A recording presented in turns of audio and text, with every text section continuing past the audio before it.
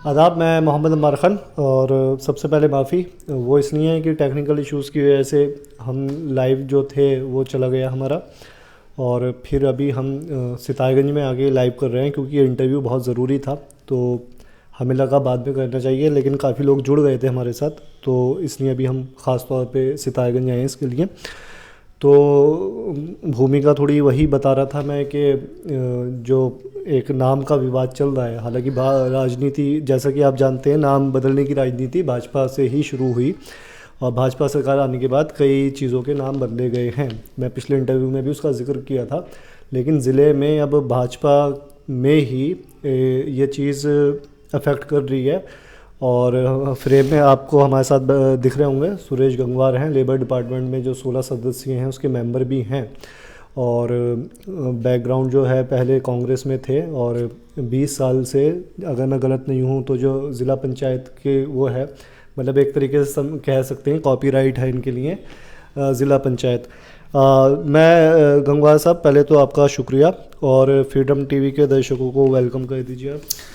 धन्यवाद अंबार भाई। मैं सभी फ्रीडम टीवी के जितने भी हमारे दर्शक हैं, मेरे भाई, मेरे युवा साथी, बहनें, मेरे पिता समान, मेरे बुजुर्गों, सभी को प्रणाम, नमस्कार, सत श्री अकाल, आदाब, जय श्री राम। गंगवार साहब, मैं आपसे पहला सवाल यही करता हूँ कि नाम मेडिकल कॉलेज जो नाम उठा चेंज करने का, कि सरदार वल्लभ भाई पटेल का नाम जो पंडित राम सुमेर शुक्ल के नाम पर है मेडिकल कॉलेज, किच्छा के विधायक है राजेश शुक्ला, उनके पिताजी हैं, तराई के संस्थापक भी हैं, स्वतंत्रता सेनानी भी हैं। आपके सदस्यों ने कहा कि चेंज कर दिया जाए, क्यों? देखिए, देश के प्रथम गृह मंत्री के रूप में जाने जाते थे सरदार वल्लभ भाई पटेल।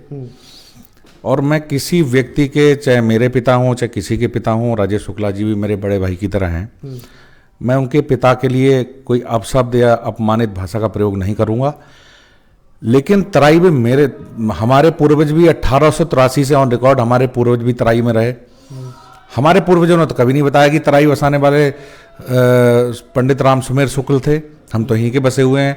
1883 से हमारे पूर्वज स्वर्गीय कुंदन लाल जी, स्वर्गीय उदय राम जी, स्वर्गीय राधे दिलसुख, स्वर्गीय बहुत सारे 5 पीढ़ियों को मुझे याद हैं। लेकिन जो अभी भी लगभग 90 साल तक के बुजुर्ग मेरे क्षेत्र में हैं, मैंने कम से कम पूरे क्षेत्र में घूम घूम कर जानने का प्रयास किया कि बाबा ये बताओ, क्या हमारी तराई को बसाने में पंडित राम सुमेर शुक्ल जी का कोई योगदान रहा? उन्होंने कहा कि पंडित राम सुमेर शुक्ल को हम जानते तक नहीं है, तो तराई बसाने का वो कहाँ से आता है? रही बात स्वतंत्रता सेनानी तो रहे, चलिए मैं आपकी एक बार को पॉइंट मान लेता हूँ, स्वतंत्रता सेनानी तो रहे ना। स्वतंत्रता संग्राम सेनानियों का मैं दिल से और श्रद्धा से नमन करता हूँ, अगर उस रूप में वो स्वतंत्रता संग्राम सेनानी रहे।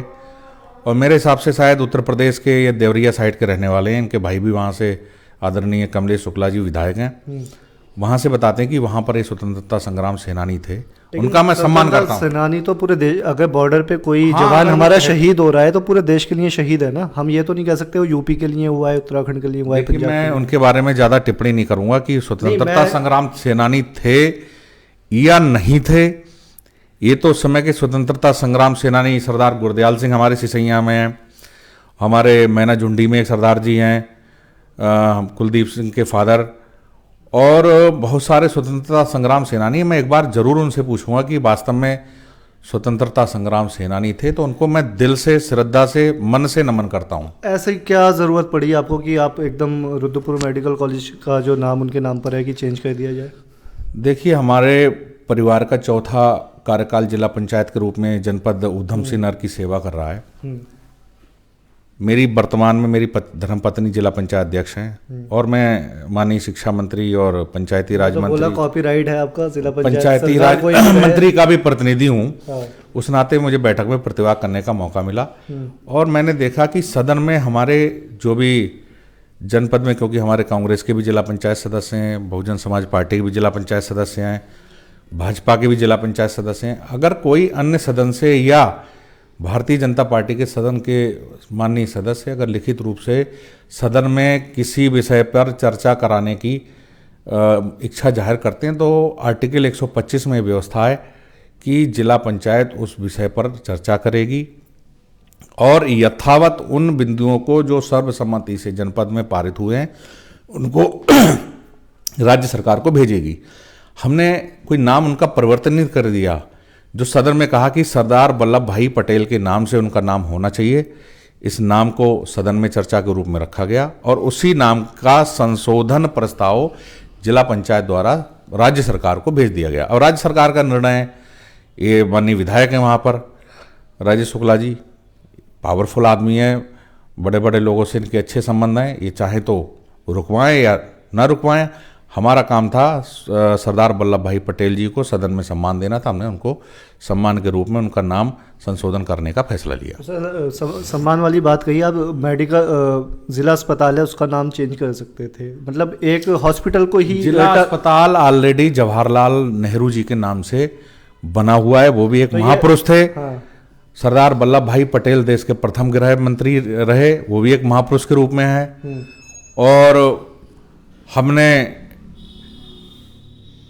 किच्छा क्षेत्र में दोपहरिया पटेरी पंतपुरा मार्ग है, वहाँ पर भी हमने जिला पंचायत से एक बहुत बड़ा द्वार सरदार वल्लभ भाई पटेल के नाम से निर्मित किया, उसका उद्घाटन अभी भी शेष है।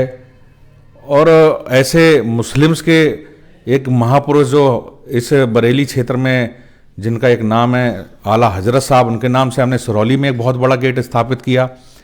तो कोई राजनीति ऐसा नहीं कि भारतीय जनता पार्टी में होने के नाते हम केवल एक धर्म, एक संप्रदाय, एक उसकी राजनीति कर रहे हैं। हमारे लिए हिंदू, मुस्लिम, सिख, ईसाई चारों आपस में भाई भाई, हमारी ये सिद्धांत है कि हम किसी के लिए सब हमारे लिए बराबर हैं। सरदार पटेल साहब से इतनी मोहब्बत अचानक कैसे हो गई? जब कांग्रेस में थे तब आपको याद नहीं आया कि नाम चेंज होना चाहिए? हमारी तब भी मोहब्बत थी सरदार पटेल से, देश के गृह मंत्री से मोहब्बत किसको नहीं होगी। जब आप कांग्रेस में थे तत्कालीन सीएम हरीश रावत थे और आप फोटो हैं, उन्होंने मंच साझा किया, जब उन्होंने सार्वजनिक मंच से ही तो ये ऐलान किया था कि ये जो कॉलेज होगा वो नाम इनके पंडित राम सुमेर शुक्ल के नाम पे किया जाएगा। ये तो तब आपने क्यों नहीं? ये तो कांग्रेस के ही लोग आपको बहुत अच्छी तरह बता रहे हैं। मैंने एक इंटरव्यू में सुना, हमारे उत्तराखंड प्रदेश के पूर्व काबीना स्वास्थ्य मंत्री तिलकराज बेहड़ जी ने ही कहा है कि हमारे पूर्व मुख्यमंत्री हरीश रावत जी से क्या इनका साठगांठ थी, विधायक जी की क्या तय था क्या नहीं था। ये तो खुलेआम तिलकराज बेहड़ जी कह रहे हैं और आपके इंटरव्यू में भी कहा है, उन्होंने समाचार पत्रों के माध्यम से भी कहा है। ये तो वो बता नहीं पाए ना कि क्या डील थी। मैं आपसे जानना चाहता हूं, उस वक्त उनके पास जाएंगे, उनसे सवाल करेंगे, ये डील सुरेश गंगवार साहब ने उस वक्त क्यों विरोध नहीं किया जब कांग्रेस में थे? नहीं, उस समय तो ये अचानक चुनाव का वक्त चल रहा था, अचानक हरीश रावत जी ने रातों रात देहरादून बुलाकर इनके साथ जो भी क्या तय किया क्या नहीं किया, ये तो मैं रावत जी से जब मिलूंगा उनसे पूछूंगा क्या तय किया था, बताऊंगा आपको क्या तय किया था।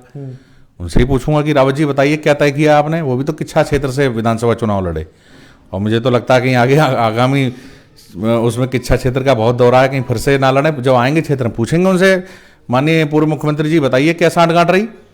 गंगवार साहब, मैं आपसे फिर ये भी जानना चाहता हूँ कि जब नाम चेंज हुआ तो ये आपके अधिकार क्षेत्र में है जिला पंचायत के कि एक जो जिस संस्था का नाम शासन के द्वारा, राज्य सरकार द्वारा किया गया है, क्या जिला पंचायत पे इतना अधिकार है कि वो नाम चेंज कर सकती है? उस हिसाब से हमारे पास देखिए जिला, पहले मैं थोड़ा पूरा कर लूँ, हमारे पास यूनिवर्सिटी है पंतनगर, जीबी पंत के नाम पे है। कल को आप कहेंगे कि जीबी पंत का भी नाम चेंज कर दिया जाए क्योंकि वो भी शासन की तरफ से तय हुआ है।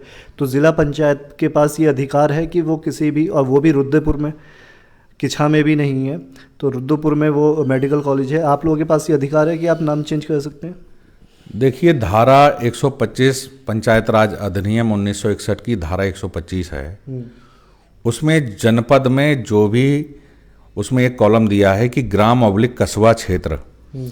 जब जिला पंचायत ग्रामीण क्षेत्र में जाकर और कस्बा क्षेत्र में जाकर सड़कों का निर्माण चाहे जिला योजना के माध्यम से चाहे किसी के रूप में करने का जब जिला पंचायत को अधिकार है, और उसमें बाकायदा एक नामकरण का मैं शासनादेश मैं आपको दे दूंगा और बाकायदा मैं उसको फेसबुक पे भी वायरल कर दूंगा। उसमें स्पष्ट रूप से अंकित है कि जनपद में जो भी सड़कें हैं या अन्य विद्यालय हैं या अन्य बहुत सारी जो चीज़ें हैं, उसमें ये व्यवस्था दी गई है कि कोई भी व्यक्ति अगर नामकरण के समय अपनी जाति का उल्लेख करेगा, सिवाय पंडित मदन मोहन मालवीय और मौलाना अब्दुल कलाम आज़ाद जी के नाम को छोड़कर, ये स्पष्ट शासनादेश में, उसकी कॉपी मैं आपको दे दूंगा।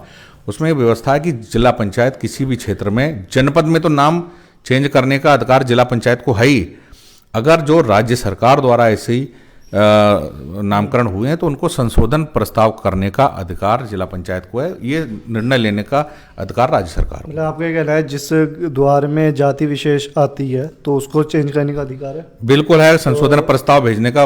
गंगवार साहब, ऐसे तो हमारे पास बहुत गेट हैं, बाबा फौजा सिंह द्वार है दरो गेट पे, तो जिला पंचायत उसमें सिंगारा है। हम ये नहीं कर रहे हैं, जिला पंचायत में क्या बाबा फौजा सिंह के नाम पे किसी सदस्य ने लिख के दिया? हमें किसी ने नहीं दिया, हम उनका सम्मान करते हैं बाबा फौजा सिंह जी के नाम का। मुमताज गेट है लालपुर में, कई में किसी ने सदन में व्यक्तिगत, अगर कांग्रेस के सदस्यों द्वारा, बहुजन समाज पार्टी के सदस्यों द्वारा और कुछ भाजपा के सदस्यों द्वारा व्यक्तिगत रूप से, लिखित रूप से सदन में चर्चा कराने के लिए केवल राजकीय मेडिकल कॉलेज का नाम दिया गया था, उस पर चर्चा हुई। अगर लिख के दिया, हाँ, हमारे सदस्यों ने लिख के दिया। अगर आगामी टाइम में अगर कोई भी सदस्य व्यक्तिगत रूप से किसी भी जगह कोई भी चर्चा कराना चाहते हैं तो उसके लिए जिला पंचायत बाध्य होगी। परसों मैं बेहड़ साहब के घर पे गया था, वहाँ मैंने दुआ देखे, वहाँ कोई, मैं शायद भूल रहा हूँ, मैं माफ़ी चाहूँगा, कोई गुप्ता है उनके नाम पे है, और कई मैं जो द्वार पढ़ रहा हूँ तो कोई ना कोई जाति अंकित हो रही है, गुप्ता हो रही है, भारद्वाज हो रही है, और मैंने एक वो बताया सिंह हो रही है। तो वो देखिए, ये आपने मेरे से पूछा हाँ। कि इस नाम को संशोधित करने के लिए आपने किस एक्ट का हवाला दिया। हमने बाकायदा जो भी शासनादेश हैं उनका अनुपालन करते हुए और जो भी एक्ट में व्यवस्थाएं हैं, संविधान में जो भी व्यवस्थाएं हैं, उनके अनुरूप जिला पंचायत द्वारा न्यायोचित और विधि संगत कार्य किया गया है। उसमें किसी को ऐतराज नहीं होना चाहिए। हमने नाम नहीं बदला है, बाकायदा संशोधन करने के लिए राज्य सरकार को भेजा है। नाम संशोधन करने का अधिकार राज्य सरकार के पास नहीं था। शुक्ला जी का इंटरव्यू किया, उनका भी पक्ष आ जाए। उन्होंने कहा कि जो बरा में एक इंटर कॉलेज है, वो कौन है जो स्वर्गवासी हो गए, कौन थे आपके? स्वर्गवासी मेरे बड़े भाई थे, डिप्टी कमिश्नर थे सेल टैक्स में। उनकी गाजियाबाद से आते समय स्वर्गीय गिरजेश गंगवार, उनका मूडा पांडे के पास दुर्घटना में निधन हो गया था। हाँ। और हमने कोई मांग नहीं की थी कि उनके नाम से इंटर कॉलेज कर दिया जाए, लेकिन तत्कालीन जो मुख्यमंत्री रहे माननीय हरीश रावत जी, उन्होंने उनका नाम इंटर कॉलेज का नाम संशोधन किया, उसी नाम से एक डिग्री कॉलेज भी किया। मैं माननीय विधायक जी को पूरी तरह आश्वस्त करना चाहता हूं, अगर विधायक जी जिला पंचायत में, सदन में या अपनी विधानसभा में कहीं इस बात की चर्चा सदन में लाते हैं कि उनका नाम बदला जाए, तो मैं बिल्कुल सहमत हूं। मैं उनके नाम परिवर्तन कराने के लिए मेरे परिवार को बिल्कुल भी रत्ती भर ऐतराज नहीं होगा। नहीं होगा, बिल्कुल नहीं होगा। और पटेल साहब के नाम पे रखा जाए तब भी नहीं होगा? नहीं, किसी के नाम पे रखा जाए, किसी महापुरुष के नाम पे रखा जाए, प्रस्ताव आता है किसी महापुरुष के नाम पे रखा जाए, मुझे बिल्कुल ऐतराज नहीं है। ये लाइव कह रहे हैं आप? हाँ, लाइव कर रहा हूँ। व्यक्तिगत अगर किसी के उस पर आएगा तो ऐतराज जरूर होगा। अगर किसी महापुरुष के नाम पे आता है, किसी के नाम पे आया, मुझे बिल्कुल ऐतराज नहीं है। अच्छा, चलिए, ये तो खैर हो गया। हालांकि सीएम ने कहा, हल्द्वानी में सीएम आए थे त्रिवेंद्र सिंह रावत, उन्होंने कहा ये सवाल वहाँ भी उठा, तो उन्होंने कहा ये छोटी छोटी बातें हैं और ये चीज़ें चलती रहती हैं। गंगवार साहब, पोस्टर लगे हैं बड़े बड़े, दरो रोड पे देख रहा था, आपका सत्संग के सामने बड़ा पोस्टर है, सितारगंज में लगे हैं, तो क्या समझा जाए? देखिए, जिला पंचायत बहुत ज़्यादा मुबारकबाद दे रहे हैं लोग। जिला पंचायत अध्यक्ष पूरे जनपद का होता है। मेरी पत्नी पूरे जनपद की जिला पंचायत अध्यक्ष है, उनका भी नाम आपने देखा होगा, उसमें अंकित है। और मैं भारत सरकार में श्रम एवं रोजगार मंत्रालय में, जो हमारी पूरी इंडिया की 16 सदस्यों की एक समिति, उसमें सदस्य हूँ। उस नाते हमने नववर्ष की सबको बधाइयाँ दी हैं पूरे जनपद में, चाहे किच्छा क्षेत्र हो चाहे सितारगंज क्षेत्र हो। नववर्ष की, गणतंत्र दिवस की और मकर संक्रांति की, इन सब की बधाइयाँ हमारे द्वारा दी गई हैं। ऐसा तो कुछ विशेष हमने लिखा नहीं है, केवल ये बधाइयाँ दी हैं हमने। अमर उजाला हमारे सहयोगी हैं चंदन बंगारी जी, अमर उजाला में तो खबर लिखी है कि अजय तिवारी का नाम है उसमें और आपका है, सिटिंग विधायक तो हैं ही एमएलए, कि आप उनकी खबर के हवाले कोट कर रहा हूँ मैं कि आप दावेदारी ठोक सकते हैं भाजपा से। देखिए, दावेदारी मैं भारतीय जनता पार्टी का, जब मैं कांग्रेस में था तब की बात नहीं कर रहा हूँ। वर्तमान में मैं भारतीय जनता पार्टी का एक सिपाही के रूप में काम कर रहा हूँ।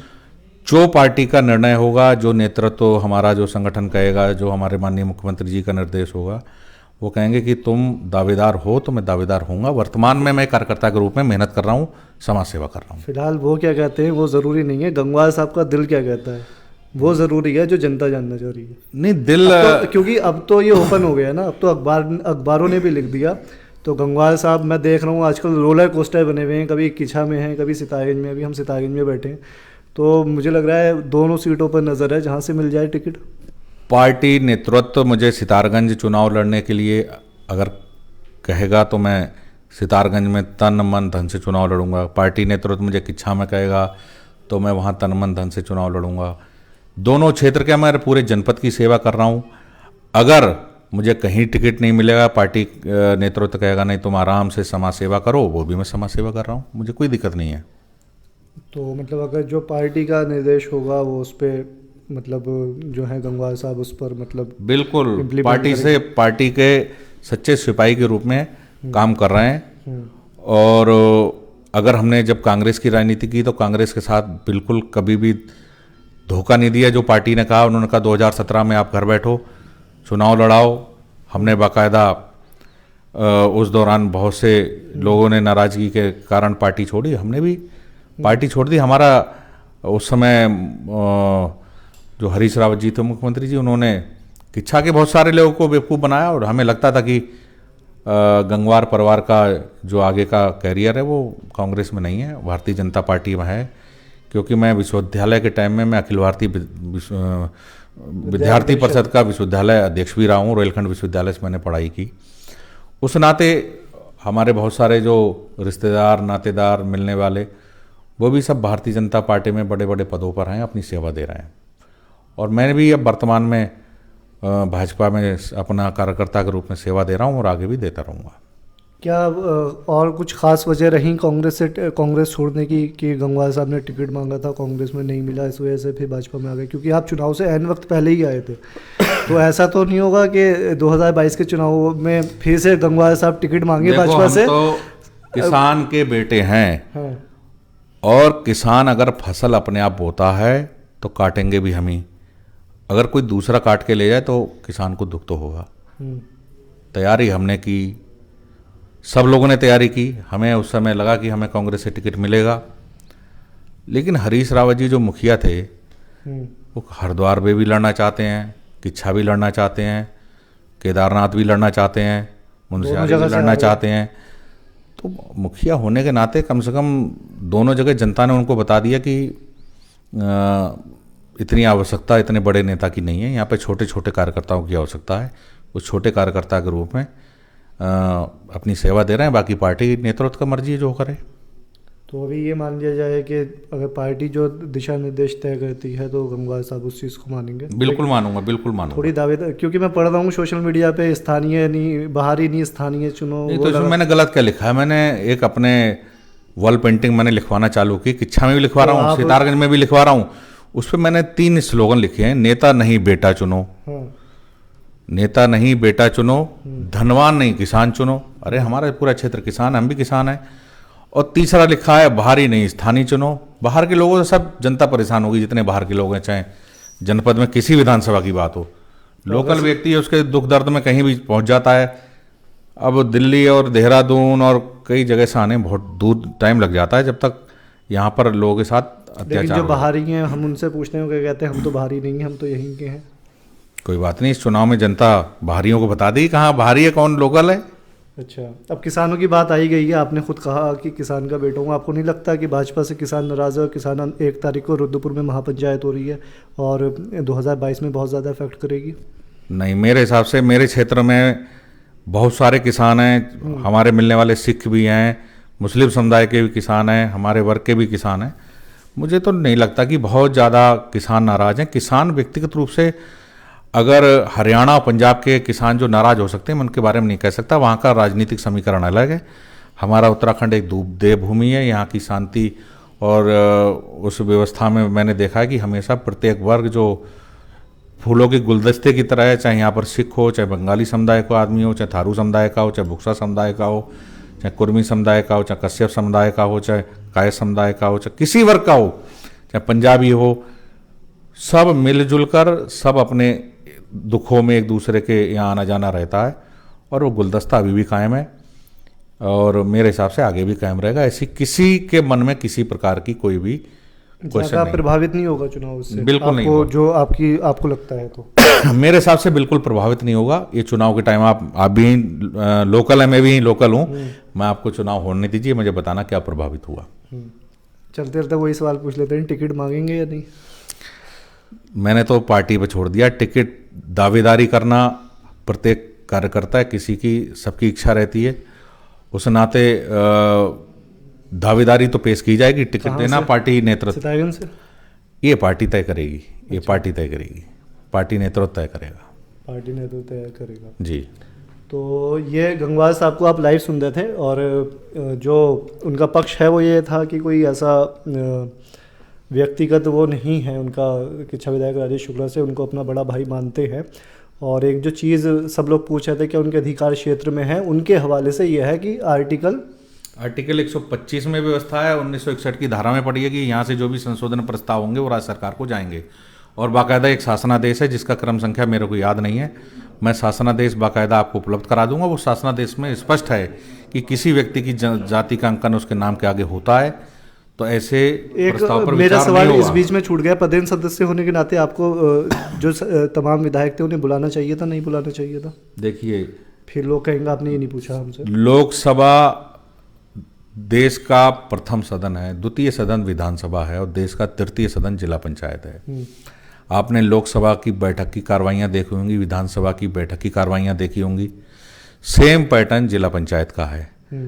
माननीय अध्यक्ष चाहे सभापति विधानसभा के हों, चाहे माननीय सभापति लोकसभा के हों, चाहे माननीय सभापति जिला पंचायत के हों, अगर ये अपना समझते हैं कि उस दिन विचार में उनको बुलाया जाना है तो जरूर बुलाया जाना चाहिए था।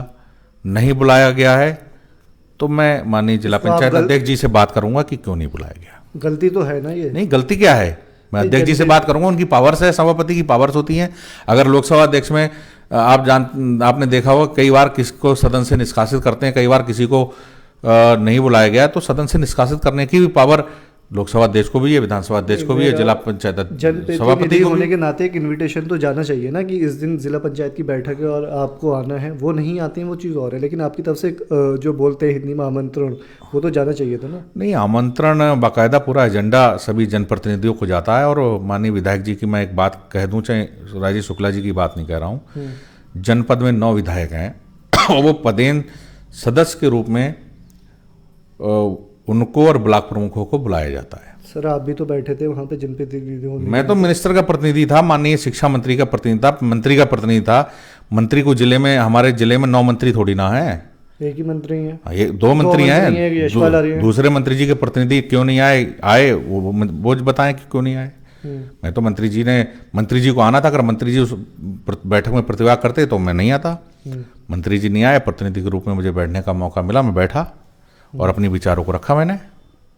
तो ये पूछेंगे आप, अगर जैसा आप कहते हैं मैं पूछूंगा एक बार जिला पंचायत, मैं अध्यक्ष जी से अगली जो भी बैठक होगी उसमें ये सवाल जरूर लाऊंगा कि पदेन सदस्यों को किस आर्टिकल के तहत बुलाया जाता है, ब्लॉक प्रमुखों किस आर्टिकल के तहत बुलाया जाता है या नहीं बुलाया जाता है और किन कारणों से नहीं बुलाया जाता। मैं इसका पूछ के माननीय विधायक जी को और आपको जरूर जवाब दूंगा। तो ये आप सुरेश गंगवार जी को साफ सुन रहे थे, ये पहला वो इंटरव्यू था इनका लाइव, और उन्होंने वही कहा कि जो उन्होंने आर्टिकल बताया, हालांकि वो एक चीज़ वही है कि नहीं बता कि ये एक व्यक्तिगत मामला नहीं था, लेकिन जहाँ तक मेरी नॉलेज है, इससे पहले उन्होंने कहा एक गेट बना है सिरौली में सरदार पटेल के नाम से, और ये एक आर्टिकल अनुच्छेद के तहत ये नाम जो है बदलने का प्रस्ताव दिया गया है, वो सरकार तय करेगी बदला जाएगा या नहीं। उससे महत्वपूर्ण ये है, चलिए नाम की राजनीति पे तो सीएम भी विराम लगाए गए, त्रिवेंद्र सिंह रावत परसों हल्द्वानी में थे, कि नाम जो है वो छोटा कोई बहुत बड़ा मामला नहीं है, छोटी छोटी बातें, वो फिल्म का भी डायलॉग है, बड़े बड़े शहरों में छोटी छोटी बातें होती रहती हैं। लेकिन मामला यह है कि वो किच्छा या सितारगंज से मेरे बराबर में बैठे हैं, अगर मैं गलत हूं तो अभी ये हाथ पकड़ के मुझे रोक सकते हैं कि किच्छा या सितारगंज से ये अपनी दावेदारी करेंगे। अंबर भाई, मैं एक बात और कहना चाहता हूँ, माननीय विधायक जी ने, मैंने आपका इंटरव्यू उस दिन देखा था, माननीय विधायक जी ने उस दिन एक शब्द का उच्चारण बार बार किया, मूर्ख और बेवकूफ। अज्ञानी, मूर्ख बेवकूफ, अज्ञानी था। हाँ, तो इन्होंने पूरे सदन को मूर्ख, बेवकूफ़ और अज्ञानी कैसे समझ लिया।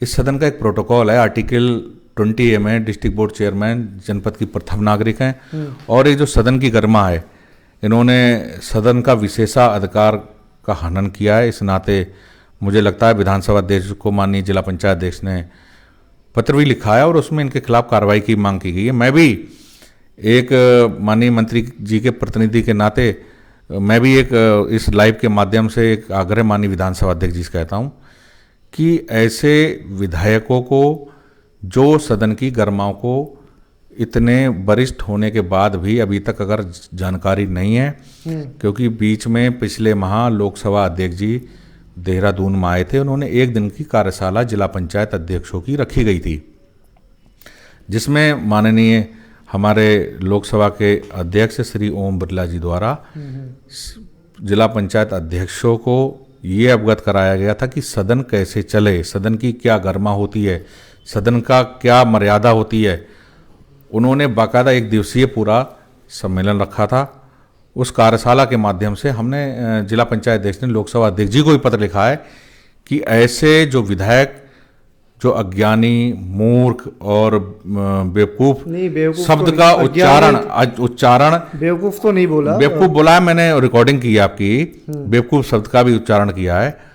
तो ऐसे व्यक्तियों को जनता तो नकारेगी ही चुनाव में, लेकिन जिला पंचायत आगे आने वाले टाइम में, अभी तो निमंत्रण गया या नहीं गया, लेकिन अगली बार बाकायदा नोटिस बोर्ड पर चिपका दिया जाएगा कि विधायक को सदन से निष्कासित किया जाता है। यही माननीय विधानसभा अध्यक्ष जी को, लोकसभा अध्यक्ष जी को लिखा गया है कि जो विधायक हैं जिनको बात करने की वो नहीं है कि इस तरह की कैसी भाषा का प्रयोग किया जाता है, अगर वो कहते हैं कि मैंने सदन के लिए नहीं कहा तो सदन से माफ़ी मांगे, और वो कहेंगे मैंने व्यक्तिगत जिला पंचायत अध्यक्ष के लिए कहा है, तो जिला पंचायत अध्यक्ष का प्रोटोकॉल प्रदेश के चीफ सेक्रेटरी से बड़ा प्रोटोकॉल होता है।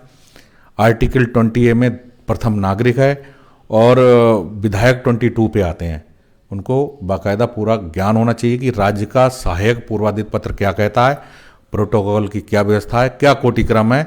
इसलिए इस तरह की भाषा की मैं कड़ी निंदा करता हूं और इस तरह की भाषा में आगे विधायक जी को चेतावनी देता हूं, इस तरह का ध्यान रखें और अपनी जो भाषा शैली उसको सुधार के रखें। फ्रीडम टीवी दोनों पक्ष की बात करता है। अगर आपको लगता है उन्होंने इस तरीके से बोला है तो आपके विशेषाधिकार हनन हुआ है, तो अगर आपने उन लोगों को नहीं बुलाया बैठक में तो आपको नहीं लगता कि आप लोगों ने भी उनका विशेषाधिकार हनन किया है? मैंने आपको पहले ही बताया कि जो चाहे लोकसभा के माननीय सभापति हों, चाहे विधानसभा के माननीय सभापति हों, चाहे जिला पंचायत के माननीय सभापति हों, इनकी जो भी जिला पंचायत और हमारे संविधान के तहत जो भी व्यवस्थाएं हैं, उनमें उनको अधिकार है कि वो किसी एक दर्शक दीर्घा वाले व्यक्ति को भी सदन में बैठने के लिए आमंत्रित कर सकते हैं, और वो चाहें तो आर्टिकल मुझे याद नहीं, उस तहत वो शायद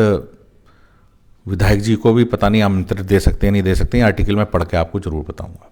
और अगर वो हुआ कि दे सकते हैं तो फिर आप गंगवार साहब फिर माफ़ी मांगेंगे? हाँ, मैं माफ़ी मांग लूँगा, अगर ऐसा हुआ तो क्या दिक्कत है, नहीं तो वो सदन से माफ़ी मांगे। ठीक है, ये बात क्लियर हो गई, क्योंकि जो मीडिया का संवाद है वो दोनों लोगों का पक्ष बराबर होना चाहिए। तो ये गंगवार साहब को आप सुन रहे थे, हालांकि जो निचोड़ है वो यही है कि चलिए नाम में क्या रखा है, वो सीएम साहब भी उस पर विराम लगा गए, जो मैं कह रहा था कि चलिए वो छोटी छोटी बातें पत्रकारों के मीडिया को प्रेस कॉन्फ्रेंस में ही उन्होंने कहा। लेकिन गंगवार साहब जो हैं वो कांग्रेस 2022 में जो उन्होंने कहा कि वो मांग सकते हैं या मांगेंगे? अरे भैया, माँ बाप के सामने तो रोना बच्चों का अधिकार है, पार्टी नेतृत्व के सामने मैं भी पार्टी का बच्चा हूँ। वो स्लोगन जो खुद ही पढ़ के एक बार बता दीजिए, मैं भूल गया, जो चल रहा है कि बाहरी नहीं, मैं फिर से सुन लो, नेता नहीं बेटा चुनो, बेटे की तरह जो सेवा करे। हाँ, नेता धनवान नहीं किसान चुनो, मेरा क्षेत्र पूरा किसान है। हाँ, और बाहरी नहीं स्थानीय चुनो। मैं तेज तेज बोल के बता रहा हूँ। तो ये स्लोगन आपको, अगर आप थोड़ा घूम रहे हैं चुनाव से पहले, आपकी राजनीति में दिलचस्पी है और थोड़ा आपको देखने का वो शेर का शेर है, शौक दीदार है तो नज़र पैदा कर, तो अगर आप देखेंगे तो सिताईगंज किछा में वो चीज़ें मिल जाएंगे आपको, इनके लगे हुए बोर्ड। तो आज अमर उजाला ने भी उसकी परसों पुष्टि कर दी है, फ़ोटो लगा है उसमें, अजय तिवारी साहब भी हैं, ये भी हैं और बाकी वो हैं। लेकिन ये चीज़ें इन फ्यूचर छुपी हैं कि गंगवार साहब को कहाँ की कमान मिलेगी। जहाँ हम बैठे हैं अभी जिस विधानसभा क्षेत्र में, सितारगंज में या किच्छा में, वो ना हम कह सकते हैं ना वो ये कह सकते हैं, वो पार्टी हाईकमान तय करेगा और चुनाव में जनता तय करेगी। तो ये गंगवार साहब को आप सुन रहे थे, भारत सरकार के श्रम मंत्रालय में सदस्य हैं और उनका एक पक्ष आ गया है। बाकी कोशिश यही रहेगी फ्रीडम टीवी की कि दोनों पक्षों से बात की जाए और जो संवाद है उसको कराता जाया जाए। तो कैमरामैन हारिस के साथ मैं अम्मार खान, सितारगंज।